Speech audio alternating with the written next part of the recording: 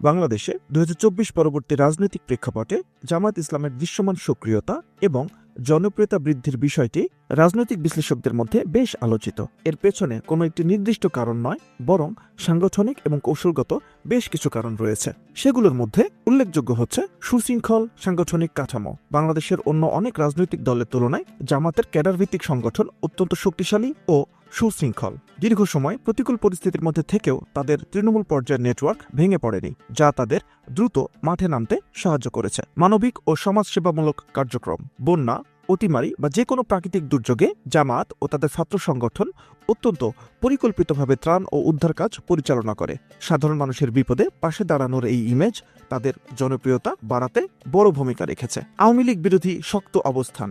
বিগত ১৫ বছরে আওয়ামী লীগ সরকারের কঠোর দমন পীড়নের শিকার হওয়ায় সাধারণ মানুষের একটি বড় অংশের কাছে তারা নির্যাতিত হিসেবে সহানুভূতি পেয়েছে। বিশেষ করে যারা বর্তমান রাজনৈতিক পরিবর্তনের পক্ষে ছিলেন, তারা জামাতকে একটি আপোষহীন শক্তি হিসেবে গণ্য করছেন। ধর্মীয় মূল্যবোধ ও আদর্শ।